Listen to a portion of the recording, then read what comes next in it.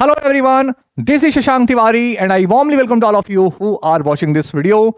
So respected parents, dear students, dear viewers, स्वागत है आप सभी का द महाकाल ट्यूटोरियल के परिवार में और मैं शशांक तिवारी आप सभी का एक बार फिर से स्वागत करता हूं।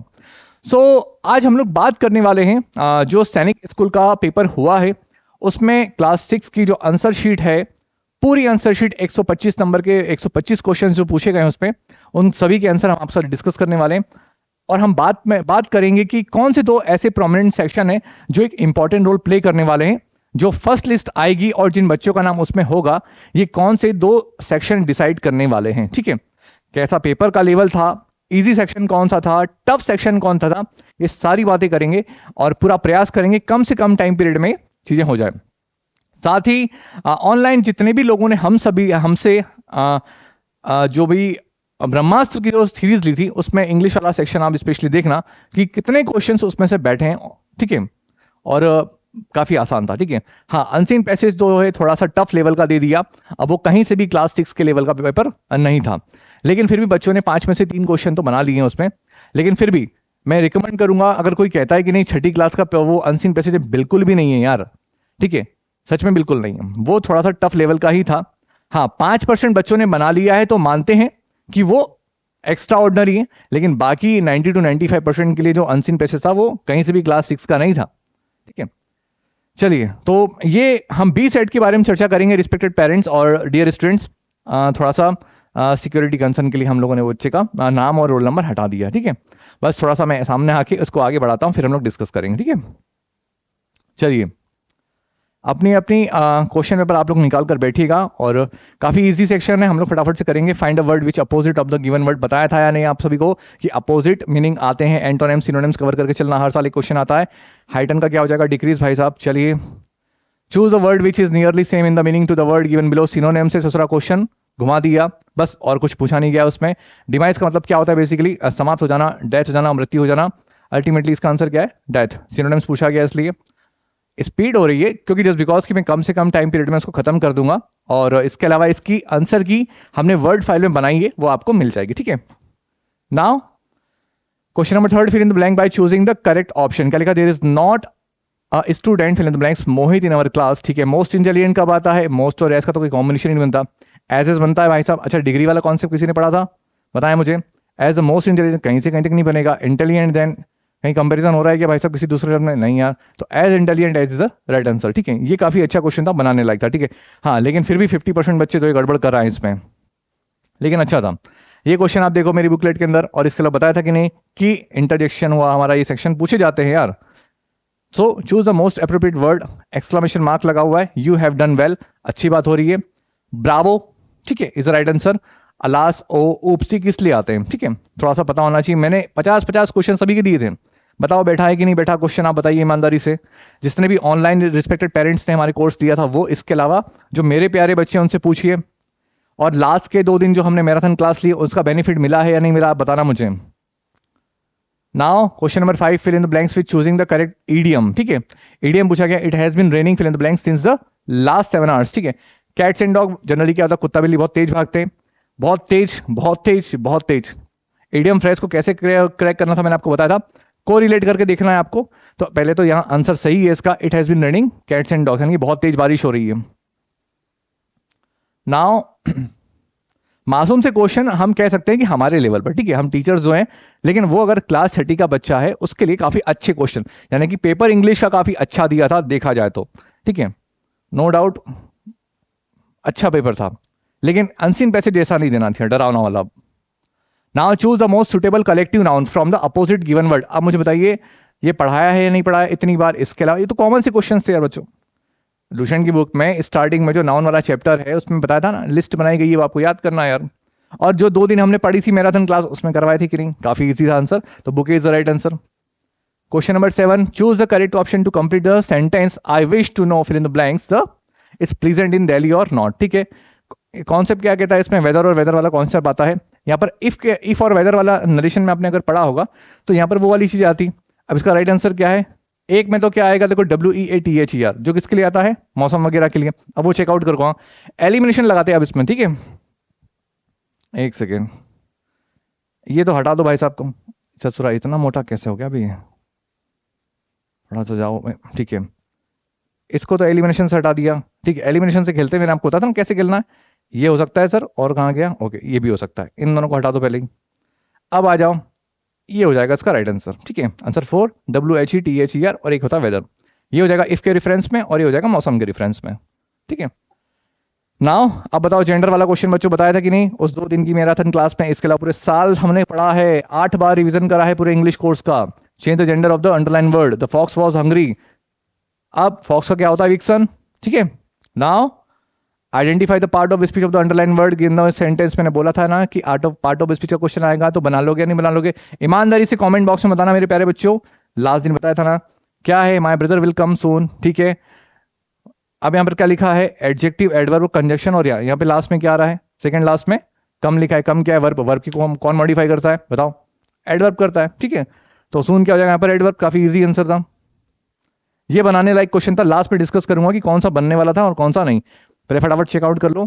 फॉर्मूला का फॉर्मूला बताइए, लास्ट में सिंगुलर प्लूरल कराए थे या नहीं कराए थे? शिप का तो शिप ही रहेगा, इसके अलावा इसमें क्या जाएगा? फॉर्मूला ही। ठीक है, ओके ओके ओके, ठीक है, एक ओके, डन डन। एलिमिनेशन खेलते हैं थोड़ा सा इसमें। क्या ना सोच रहा, बार बार आंखें हमारी गड़बड़ हो जाती हैं।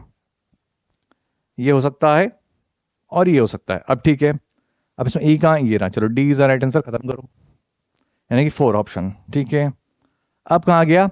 Read the following passage and answer the question that follows. इसको लास्ट में डिस्कस करेंगे। Respected teachers, respected parents and respected मेरे प्यारे बच्चों, प्यारे प्यारे बच्चों, डियर स्टूडेंट्स। ठीक है, 15 से इसको हम लास्ट में चर्चा करेंगे, क्यों करेंगे, उसका कारण है।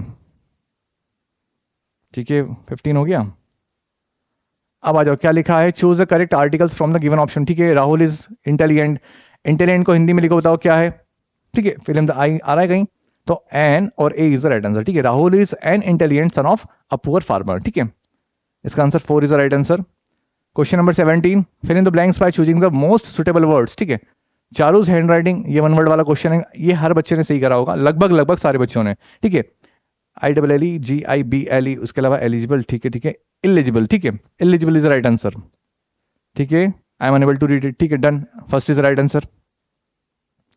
Fill in the blank with the correct form of the verb. ठीक है, वाइल के साथ मैंने आपको कितनी बार प्रैक्टिस कराई? आपने भी करी है नो डाउट, कि while I was writing a letter, जब मैं ओके ओके, ठीक है, while I was writing a letter my teacher came. ठीक है, done, third is the right answer.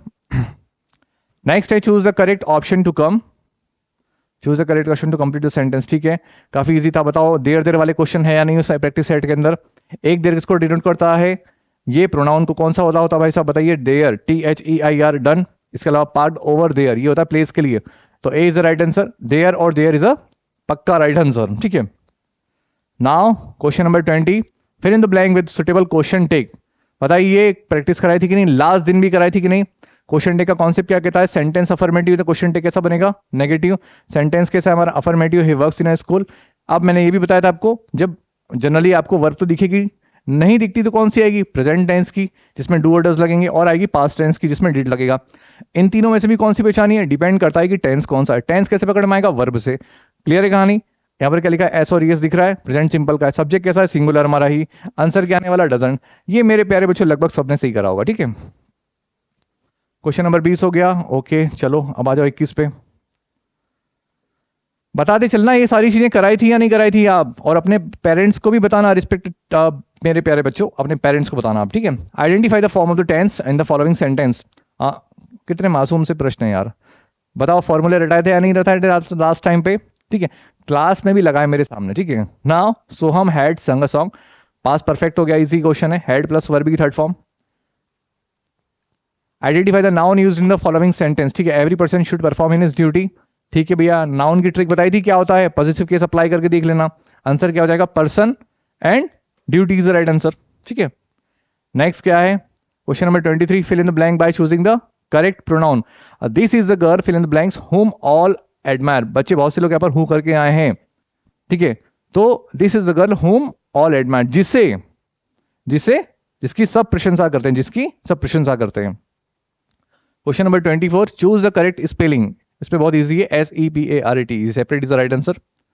ये सब कराए थे डेली, लास्ट टाइम डेली भी क्लास में करा रहे हैं। ठीक है, form jumble sentence using the jumble expression, ये पहले भी एक आध बार एग्जाम में दिया है, सैनिक स्कूल के एग्जाम में। ठीक है, तो क्या था, इट इज बिलीव डेट अपाशिमा soul is as warm as 6 sweaters. ठीक है, मैच कर लेना, बीडीएसी हो तो बीडीएसी, मैंने आंसर आपको बता दिया प्यारे बच्चों। ठीक है, काफी इजी क्वेश्चन था। अब एक बार थोड़ा सा हम लोग अनसीन पैसेज जो है उसको डिस्कस कर लेते हैं।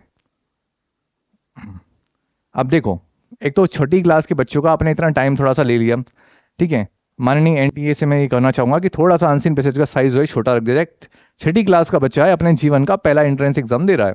ठीक है, 5% लोगों ने बना लिया होगा, मानता हूं 5% लोगों ने बना लिया होगा, लेकिन हमें एक मेजर सेक्शन में देखकर चलना है यार। ठीक है, ये कहीं से कहीं तक भी पूरे पेपर में मुझे लगा कि यार ये अनसीन पैसेज, क्योंकि आपने माना चलो आपने रीजनिंग इजी दे दी, आपने इस बार जीके भी अच्छी दे दी, बच्चे ने बना ली लगभग हर क्वेश्चन, हर एक बच्चे ने मॉडरेट लेवल पर अगर देखा जाए तो 20 क्वेश्चन बनाए हैं जीके में।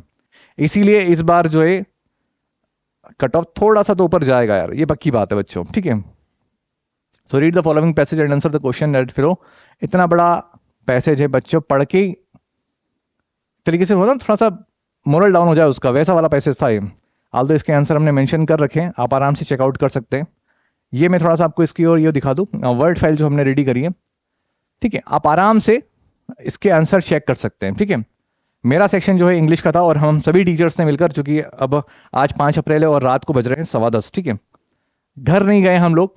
ये इन सारे कामों में टाइम लगता है, इसके बाद में वेरीफाई करने में थोड़ा सा टाइम लग जाता है। फिर भी मैं आपसे ये कहूंगा कि अगर मान लो बाय मिस्टेक लेकर किसी क्वेश्चंस में अगर कुछ एरर्स नजर आते हैं तो प्लीज उसको टाइपो एरर कंसीडर करके चलेगा, विल इन्फॉर्म यू। ठीक है, हम अगर कमेंट बॉक्स में अपडेट करेंगे, हम लोग आपको बताएंगे। वैसे तो पूरा वेरीफाई किया, लेकिन फिर भी सभी एक्सपर्टीज जो हमारी द महाकाल ट्यूटोरियल के परिवार की टीम में है, सभी ने अपना अपना योगदान दिया है। ठीक है, तो इंग्लिश के क्वेश्चन आप आराम से स्क्रीनशॉट ले सकते हैं, और बाकी अगर पीडीएफ भी चाहिए होगी हम लोग प्रोवाइड करा देंगे। आराम से देखिए, इसके फर्स्ट से लेकर 13 क्वेश्चन आपको दिख रहे होंगे।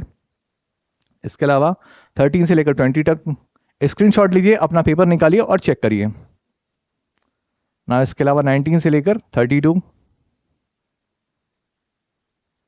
ओके, 32 से लेकर 37, उसके बाद में 76 से लेकर 87,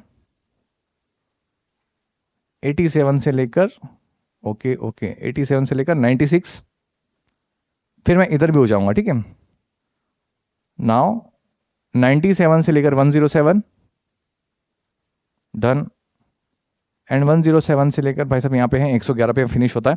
यहाँ तक आप लोग स्क्रीनशॉट लीजिए, फिर हम दिखाते हैं उस तरफ के। ठीक है, अब यहाँ नीचे से ही चलते हैं हम लोग। ओके, 116 से 125, ठीक है, ओके ओके ओके, 112 तक का आपने ले ही लिया होगा, डन, ठीक है।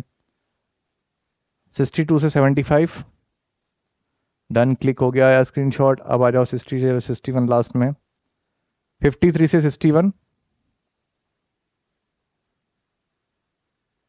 52 से 41, ओके, बस ठीक है। सो रिस्पेक्टेड टीचर्स, ये थी और डियर स्टूडेंट्स, ये हमारी आंसर शीट थी, जो बेसिकली मैंने सोचा कम से कम टाइम पीरियड में आप तक पहुंचा दो। अब चूंकि हमने सब यहाँ पर लगा ही लिया है, पेपर आप अटेम्प्ट करके आ ही गए हैं। मेरा सेक्शन था बेसिकली इंग्लिश का, और टीम के बाकी मेंबर चले गए घर। एक हमारा प्यारा सा बच्चा मोहित लगा हुआ जो टेक्निकल वर्क देखता रहता है। तो बस इतनी सी बात थी। अब बाकी हम, अच्छा हाँ, यहाँ पर एक बात और कि थोड़ी सी जो हमने डिस्कस किया था आपसे कि कौन सा सेक्शन है जो ऐसा बेसिकली टफ रहने वाला है और कौन सा ईजी है। तो यहां पर मैं अगर बताऊं आपको, पूरा पेपर का एनालिसिस करा, और ऐसा नहीं है, हर प्रकार के बच्चे को देखने के बाद में हम लोग एक कंक्लूजन पर पहुंचते हैं। तो मैथ्स में अगर देखा जाए, ठीक है, तुम फिर इतने मोटे हो गए यार, ठीक है, चलो मैथ्स में अगर देखा जाए तो पेपर, सर का कहना था देखने के बाद में कि ज्यादा आसान नहीं था, लेकिन क्वेश्चन को घुमाया गया। ज्यादा आसान पेपर नहीं था, लेकिन क्वेश्चन को घुमाया गया। जिसने पेपर को अच्छे से पढ़ा होगा वो डेफिनेटली बना ले जाएगा। इसीलिए मैंने कहा था कि इंस्ट्रक्शन को पढ़ना, प्रॉपर क्वेश्चन को भी करना, मैंने बताया था हर चीज में। इसके बाद सर के अकॉर्डिंग मैथ्स ज्यादा इजी नहीं था, ज्यादा टफ भी नहीं था, मॉडरेट लेवल का था, लेकिन जिसने क्वेश्चन बनाया होगा, क्वेश्चन को पढ़ा होगा अच्छे से, वो तो बाजी मार जाएगा। यानी कि मोटे मोटे तौर पर एक ऑन एन एवरेज अगर हम निकाल के देखें 85%, 80% अगर बच्चों ने देखा जाए तो आराम से 140 प्लस तो वो खींच रहे हैं। ठीक है, मैथ्स में इतने बच्चों को आ रहे होंगे 80% जिन्होंने, जो सीरियसली एग्जाम दे रहे हैं। ठीक है, जो बच्चे शिद्दत के साथ पढ़ रहे थे पूरे साल, पेरेंट्स ने और उनके गाइडर जो भी मेंटोर हैं उन्होंने पूरा ध्यान दिया है, तो इतने नंबर आ रहे हैं उनके। थोड़ा सा अगर आप इसमें प्लस टू प्लस माइनस कर सकते हैं, लेकिन मैथ्स में इतना आदमी कवर कर रहा है बच्चा हमारा, ठीक है। रीजनिंग में तो भाई साहब मतलब मैं क्या ही कहूं, ये मिनिमम एवरेज लेके चल रहा हूं कि 50 में से 46 नंबर आएंगे बच्चों के। रीजनिंग मतलब कुछ ऐसे बच्चों ने ऐसे भी जो 50 में से 50 फोड़ के आए, मतलब ये बहुत बहुत ये रेशो आपको बहुत अच्छा मिलेगा कि ऐसे बच्चे जिन्होंने पूरे क्वेश्चन सही करें उनका रेशो बहुत तगड़ा है रीजनिंग में। रीजनिंग काफी इजी दी गई है। तो अब अगर मोटे मोटे तौर पर अगर हम मान लें तो आप ये मान लो कि लगभग रीजनिंग में 46 प्लस 138 और 142 का रेशो एक कॉमन लेकर चलना आप मैथ्स में। हालांकि बहुत से बच्चे तो इतने महारथी हैं कि फोड़ दिए होंगे पूरे पूरे मैथ्स के क्वेश्चन, आराम से बना लिए होंगे। तो अब आती बात उस पर इंग्लिश और जीके पर। तो इंग्लिश के सेक्शन में जो अनसीन पैसेज था वो थोड़ा सा टफ दिया गया यार, ठीक है। वहां बच्चों के तोते उड़े, और जिनको लगता है कि भाई साहब अनसीन पैसेज बहुत इजी था या लोगों के 25 में से 25 क्वेश्चन सही निकल रहे हैं, तो मैं सीरियसली कह रहा हूं ये 5% बच्चे मिलेंगे आपको जो एक्स्ट्रा ऑर्डिनरी गॉड गिफ्टेड है। वरना अगर ऐसा पैसेज आपको दिखा दें आपके स्तर पर 6ठी क्लास के बच्चे को, या आप ही अगर आ जाए मैदान में, तो कितने समय में सॉल्व कर लेंगे। तो यहां तो बच्चों के तोते उड़ेंगे अनसीन पैसेज में इंग्लिश में। फिर बता रहा हूं 5% ही ऐसे होंगे जो प्रॉपर कवर करके जा रहे होंगे, ठीक है। अब थोड़ा सा क्वेश्चन देखते हैं कि इंग्लिश में कौन से क्वेश्चन ऐसे हैं जहां पर, और जीके में कि कौन से क्वेश्चन थोड़े ऐसे हैं कि जहां पर थोड़ी सी गड़बड़ हो सकती है बच्चों से, कि हाँ ये बनना चाहिए था और ये नहीं बनना चाहिए था, ठीक है। कहां थे? अपोजिट वर्ड मीनिंग हाइटन वाला। यहां हाइटन वाला तो लगभग 50% बच्चों ने सही करा होगा, ठीक है।